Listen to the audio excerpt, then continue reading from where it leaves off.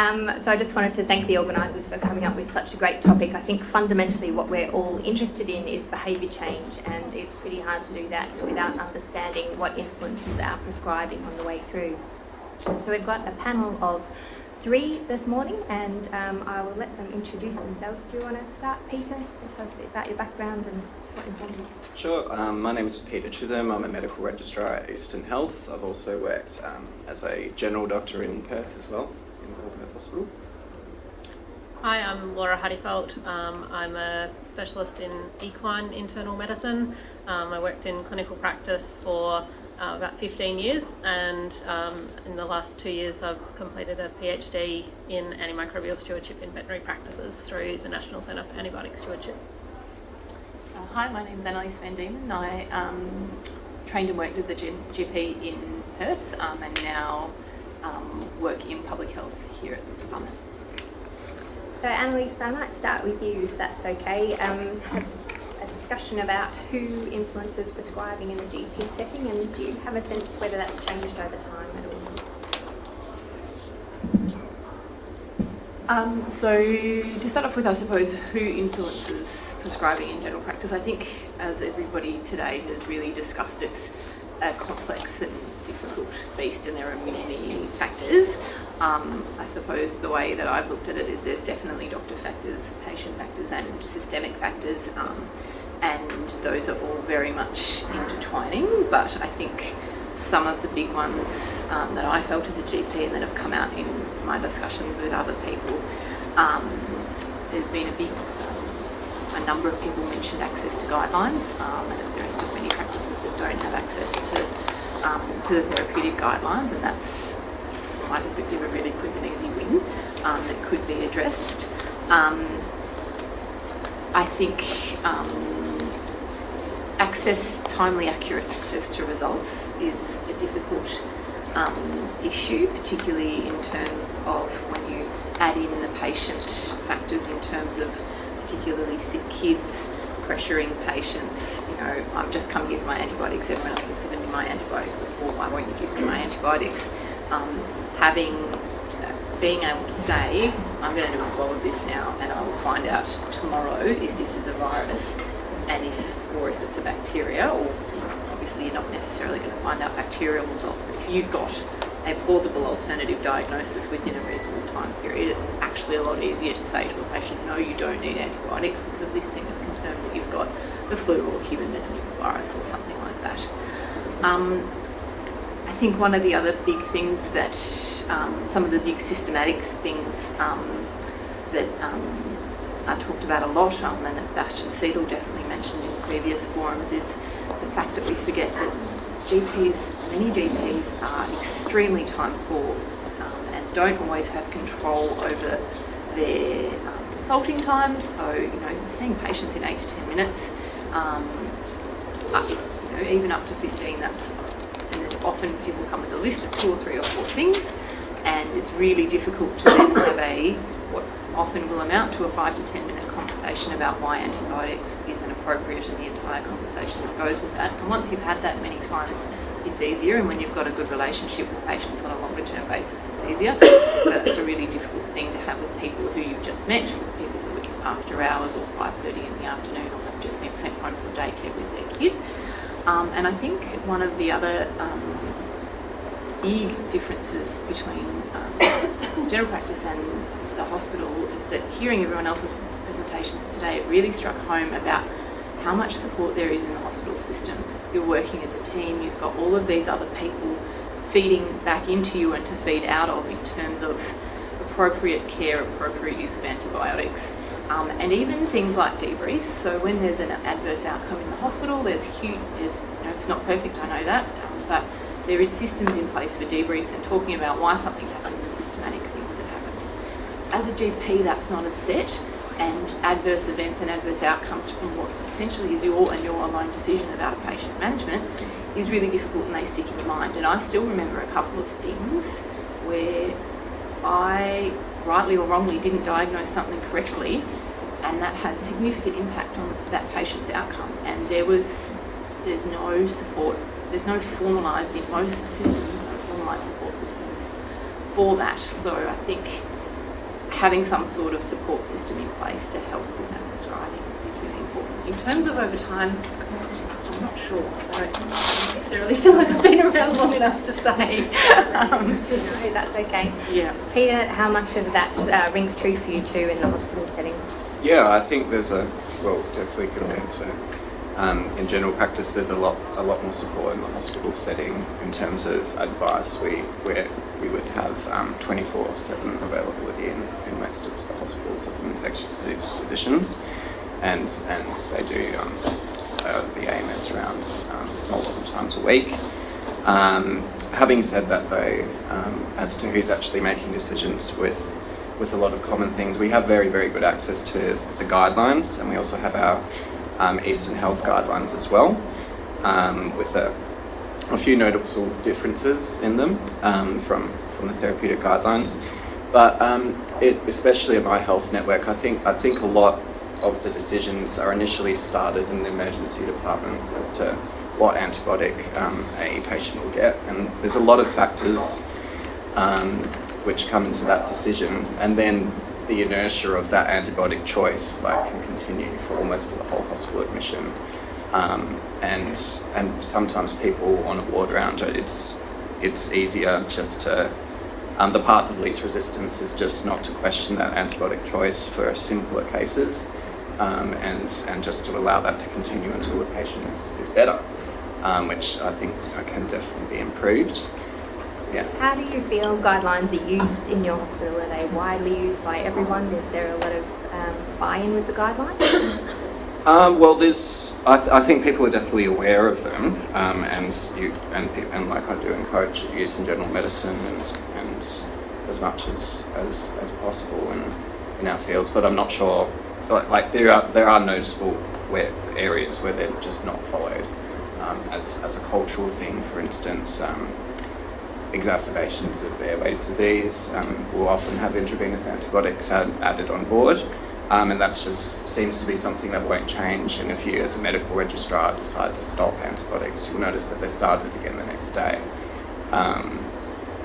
And yeah, a lot of other things where you can consider something to be a viral illness, like again, antibiotics are being used when you don't think there's a secondary bacterial infection, but you have a fear of missing something, you have a fear of septic shock, you have a fear that your senior is going to criticise that decision not to use the antibiotics in the morning or in the ward round, or so I guess the path of least resistance is often to use the more broader spectrum antibiotics, and Might just follow up on that point as well. A lot of the literature talks about opinion leaders in areas, and that's a good way to change behaviour. Do you feel like you know who they are in your hospital, and are they sort of professors of departments, whether you're a direct consultant or other registrars? Yeah, I think there are definitely some leaders that I've noticed in our hospitals which do emphasise a lot about correct antibiotic prescribing from the general medicine perspective, especially, and questioning antimicrobial decisions is. I think I can think of several of them, and I think they've been important in developing my career as well. And are they the same for everyone in the hospital, do you think, or are they you find your own mentors and your colleagues will find their own mentors? Yeah, well, I think the infectious diseases doctors would probably play that role more so in the hospital in terms of knowing all the other different departments. But yeah. And Laura, did you want to tell us about this from a vet perspective? Because obviously you've got a wealth of knowledge from your studies. Yeah, I think a lot of the challenges that we've heard about from both GP and the hospital sectors also apply to the veterinary sector, and maybe they're amplified more in the veterinary sector because we are operating mostly in GP settings. There's very few big veterinary hospitals in the country. Most animals are treated in small general practices. These general practices are typically between 2 and 10 or 15 vets in the city, but often are solo practitioners in the country, and so they're definitely small business owners with time restrictions and resource restrictions, and the specialty of infectious disease just doesn't exist in veterinary medicine. So we have a lack of resources, and up until recently we haven't had much in the way of guidelines for antimicrobial use either, although in the last 12 months, I guess, the NCAS has created some guidelines. The AVA has also put into progress some guideline development, and starting off with the pig sector. So hopefully we will have some more resources going on, but vets are, certainly the vets I've talked to are very keen to be involved with antimicrobial stewardship, but lack a lot of the resources that are required. And opinion leaders in your area, I imagine that GPs and vets have a similar sort of potential sense of isolation in their prescribing. Who sort of becomes the opinion leaders then? Yeah, so we ask vets about who they consult in terms of when they're unsure about a case, and it really is those specialty clinics that are located close to them that they're referring to. So the medicine and surgery specialists at those clinics form the go-to people, and sometimes that's in a university setting, but more often than not these days it's a private referral practice, and the level of antimicrobial stewardship that is within the training programs for these specialty positions is really not well defined at the moment, and hopefully Mark mentioned the education modules that the vet schools and the department are developing, and hopefully that will kind of bridge some of that gap and get our specialists thinking more about antimicrobial stewardship and appropriate antimicrobial use when they're talking to GP vets, because the cases they see in the referral hospital are not the cases that have been seen in general practice land. I think going along with guidelines, certainly a lot of hospitals have restriction systems to try and reduce access to antibiotics, and I suppose in the GP setting the PBS is the restriction system. Do you find that a useful way of restricting antibiotic use or directing practice? Do you find that they are effective in that way, or do you find that they sort of use PBS as the guideline sometimes? Yeah, I think there's definitely, I think it is definitely helpful, the PBS restrictions.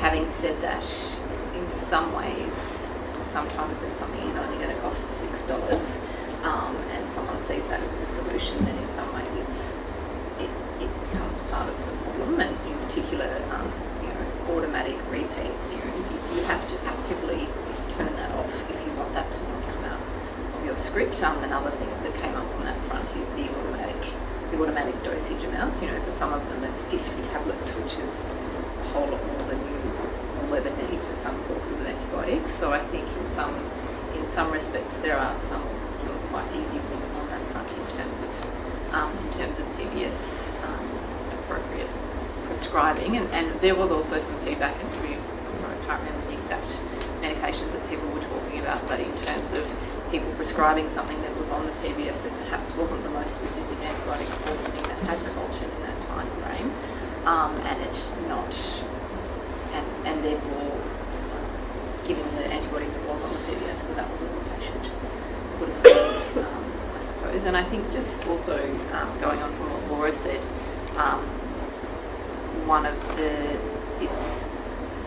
GPs have the same issue in terms of having to be across.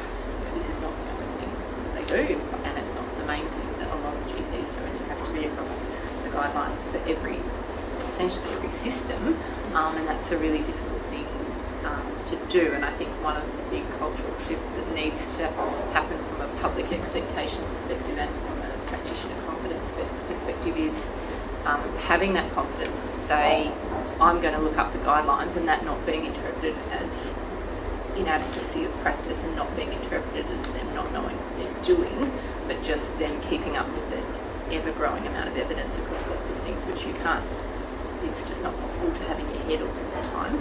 So I think that's an area which can be really worked on. And what about in your hospital, Peter? How does your restrictions work? Well, basically, we have the MS guidance system, which I think is common across many hospitals, which I know a lot of people find very clunky, but we do get used to using it eventually. And then if they haven't restricted many antimicrobials, or many of the common antimicrobials, because we want them to be available for sepsis. Having seen, as compared to the other hospital I worked at, where ceftriaxone specifically was restricted and needed an infectious diseases approval, like that would just automatically shift all the ceftriaxone indications to tazocin, like for virtually everything. So I'm not sure whether that was a helpful thing or that could potentially be helpful to the anyway. Yes, and it sounds like restrictions are a bit of a double-edged sword for you too, listening to how you talk. Yeah, they are. But I think, while there's no for companion animals, so for small animals and horses, while there are no formalised restrictions, the cost restriction to clients is a real one, and the first-line antibiotics are the most affordable. So penicillin, oxytetracycline, and trimethoprim sulfa are by far and away the most commonly used antimicrobials in the surveys we've done in equine and cattle practitioners.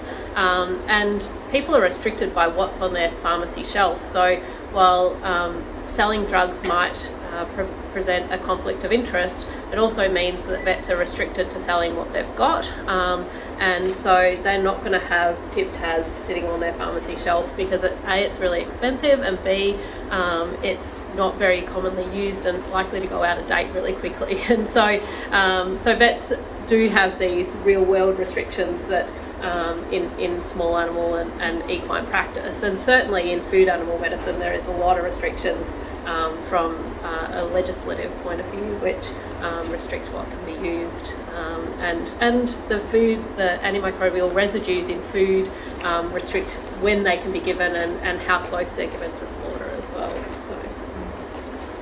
You just touched on the costs of the antibiotics and how that impacts things, and I suspect that veterinary medicine is an area where the financial implications of antibiotic choices have the biggest impact. We've heard a little about that this morning. Is there anything else that you'd like to say? It's a huge issue for veterinarians. If you Google veterinarians the first things that pop up are expensive, rip-offs, and I think it's contributed to the fact that people don't pay for their medical care, but they have to pay for their veterinary care, and a lot of the animals we deal with are very big. So your average size horse is 450 or 500 kilograms. Same with a cow, and so they need a lot of antibiotics. But it's not just the cost of antibiotics, it's the cost of diagnostic tests as well. Vets are big users of cheap diagnostic tests that they can do themselves. So cytology, in-house cytology, they're doing all the time. In-house blood tests, they're doing all the time. But culture and susceptibility testing costs around $250 per sample. And so it's, when we think about the cost of a consultation for your dog, your cat, or your horse, or your cow is usually in the range of $100. It's really expensive to ask owners to cop that cost on top of the consultation and the medication as well. So the costs are a huge influence on what vets are able to do. Is there any discussion about having a subsidised microbiology for vets? Because that's essentially what we have been doing.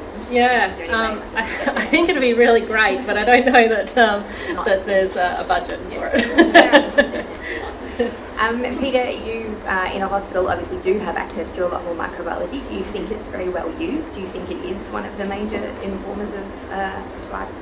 Yeah, I think it is pretty well used. We do try and get it, at least in general medicine, as often as possible. I think some of the difficulties come from, and specifically in relation to microbiology, is with a lot of elderly patients when you're trying not to be overly burdensome to them, and you prefer just to.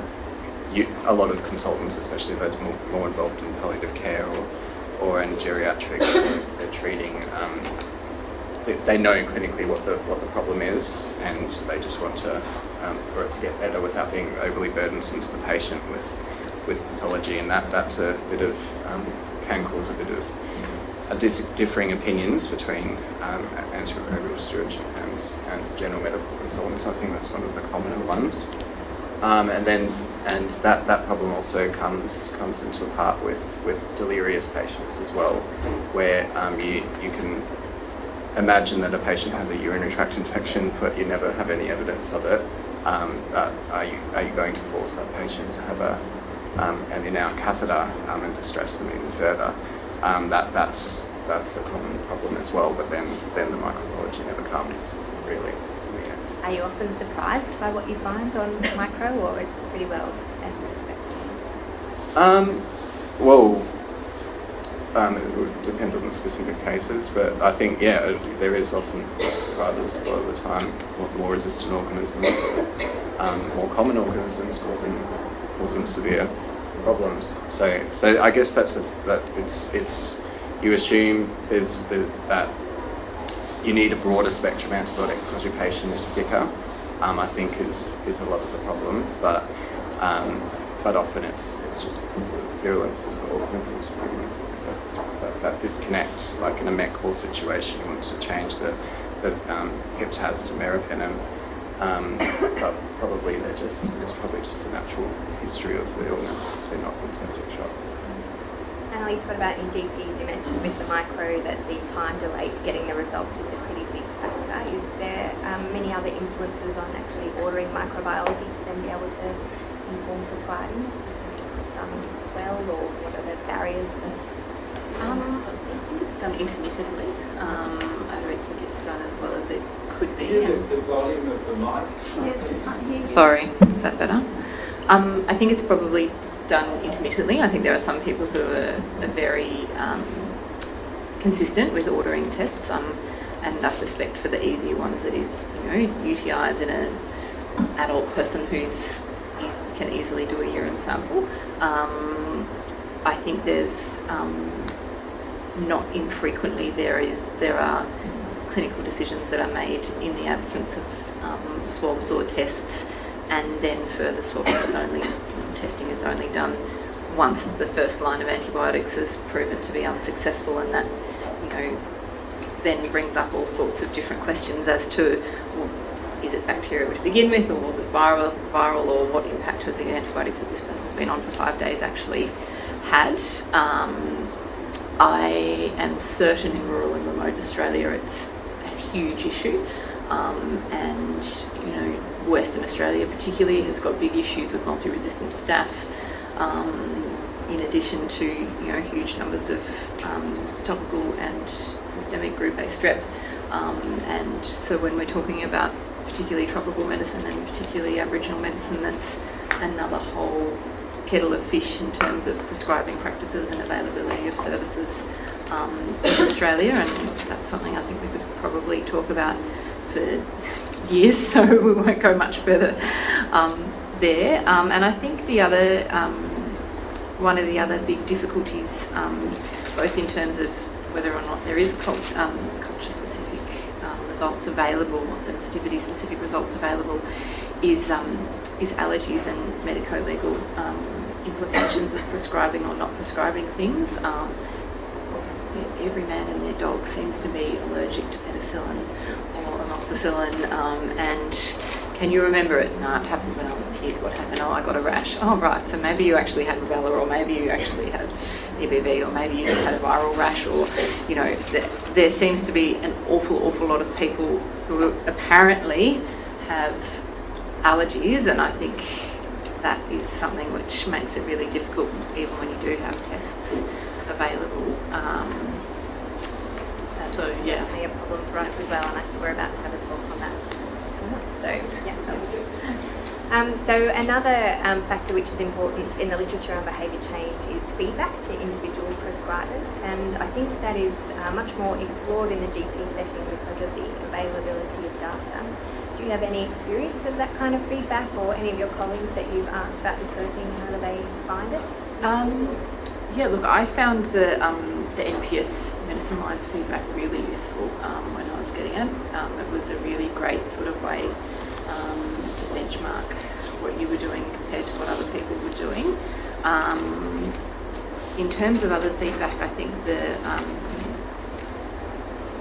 I think getting letters back from specialists is really useful, and I've seen lots of discussions where there's been GP to clinician, physician specifically, back and forths about, you know, how much in my letter do you find useful, and particularly that talking about appropriate prescribing and this responds well to this or do this for those people with the recurrent UTIs, I think is a really useful thing to have. So,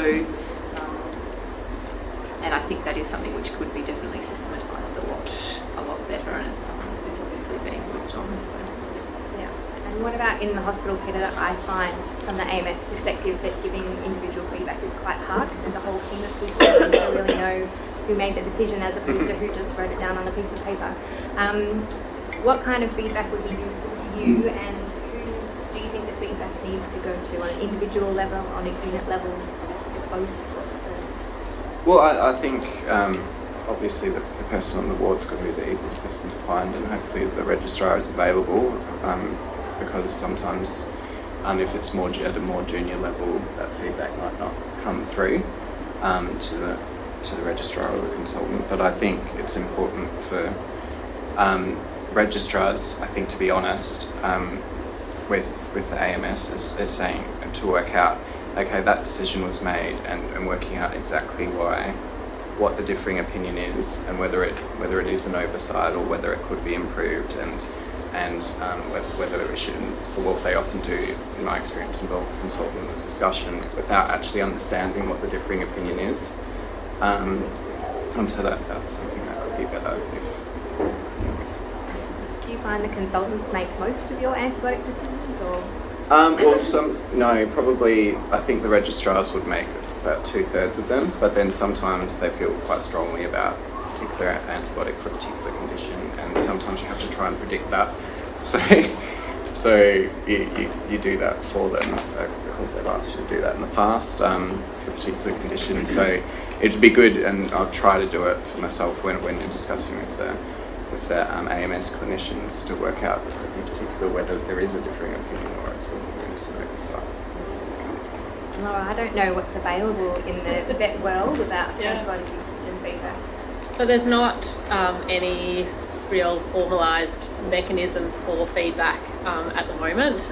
Certainly there is in most of the larger veterinary practices. There's a senior veterinarian or the boss in the practice would probably review the case management of their new grads when they come into the practice for the first few months. But I think maybe that contributes to some of these unwritten rules about prescribing as well, that occur in veterinary practices, and I'm sure in other parts of medicine as well. But we asked vets about if they'd be willing to have restriction and audit and feedback, and certainly when they heard that the medical profession has formalised restriction, they were certainly very willing to take part in that as well, and interested in getting feedback, although a little apprehensive about how that would work. But I think as in general there is a lack of resources around individual case management and getting advice in terms of those detailed antibiotic choices and regular feedback and lack of mechanisms. And it's really tricky, you know. Most of these clinics don't, have rounds, and they might, if they've got interns, some of the big hospitals might have hospital rounds daily, but most of the GP clinics don't, and so it's really a very time poor, resource poor setting where there's just not those inbuilt mechanisms for getting feedback. Do you have electronic prescribing? There is quite electronic medical records are used quite widely in small animal practice, in dog and cat practice, and some of the bigger practices are moving towards it, but I would say that most of the rural practices, a good chunk of them are probably still using paper. Peter, I think your hospital has just got an EMR, is that right? Yes. And has that changed much in the AMS world? I guess it's only been a couple of weeks. Well, we've had electronic medications management at 2 out of 3 of the major hospitals there for almost a year. So I think it's good to. It also makes the durations a little bit less visible, so it's easier to oversight that your patient's been on ceftriaxone for 4 or 5 days when you may have only intended 3. But I think there's like I've heard from other doctors that the power plans that they're doing are really quite helpful for things like pneumonia, and I know there's some surgical ones as well. And I think that if the guidelines are available together so that they don't have to individually write the whole plan, the guidelines are immediately available with a tick box for the commonest conditions that you don't have enough time to spend unless you're concerned about the patient, which you're often not. I think that's the power plans that are on the EMR are great, really. Yeah. And is there anything else that is in the GP area technology-wise that you think is helpful as an internet? I think there's lots in the technology at the moment that perhaps isn't getting used as well as it could do, and it's been literally medical records have been rolled out for a long time in most GP practices. But I know, after being at my last practice for 12 months, we had the medical director person come in and say, "Did you know you could do this and this and this, and then you could do this and this, and then you can run all of these reports?" And we were like, "Oh, that's great." So I think that is one of the areas that we could utilise what we've already got much better. And I also think possibly there is a place for a little bit more of the sort of clinical decision-making pathways that happen a lot more in the hospital setting for some of those more common conditions to be more readily available. Because it is all well and good to be using the therapeutic guidelines, but if you've not made the diagnosis or the appropriate risk assessment, you're still going to end up using the wrong thing. So I think that's probably, and they are relatively easily embedded, and there's really great incentive systems for practices to have those systems. I think there's definitely always scope for tightening up the use of those systems as well and the reporting out of those systems. Do you know in your practice where they found out they could run all those reports, did it change things for them? Yeah, I left not long after. It definitely changed the way I was working on a day-to-day basis in terms of where I put my diagnoses in and using different functions, and we automated a few more things which gave some better automatic prompts and that kind of thing. So was it data that you used to feed back to you, or it was more about efficiency of the process? It was, to begin with, it was more about efficiency of process, but then there were plans to start pulling data out in terms of what we're seeing and that kind of thing. Unfortunately, I didn't left, so I'm not sure how far they got.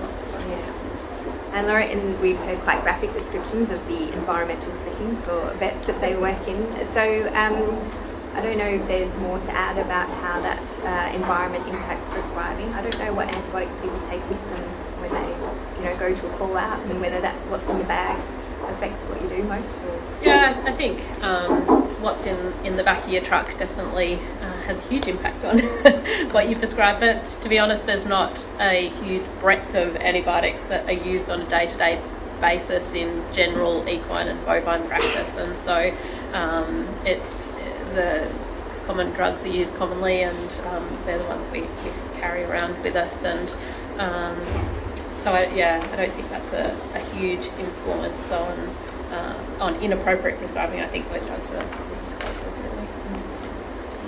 So I guess the last question, which is for each of you, if you think about someone who you think of as a good prescriber and someone who you think of as possibly a less good prescriber, are there main differences that you can see in their knowledge? Or is it their attitude? Is it their beliefs, their anxiety? Obviously it's going to be multifactorial, but what do you think are the key drivers that make that difference? I think having seen some prescribers, I don't think a lot of it is coming out of knowledge. If they're prescribing extremely broadly for all their conditions, I think a lot of the time it's coming out of anxiety, and it's disappointing, I think, well, for me, when I was seeing this in Perth, on a few, it's just really defensive medicine to use the biggest arsenals that we have for simple conditions. But I think a lot of the time they seem to have been doing it intentionally based on past experience, or never prescribing trimethoprim because you'll see hyperkalemia in a couple of patients or something. So yeah, I think it's based on past experience, and it's just about. I guess they're not looking as into how common the things that they are scared about are. I think there's two groups of vets. We found that graduates in the first 5 years of practice were less compliant with the guidelines than older practitioners. So I think in that group, fear certainly plays a role, and also the unwritten rules, complying with what the nurses and what other practitioners in their practice are doing.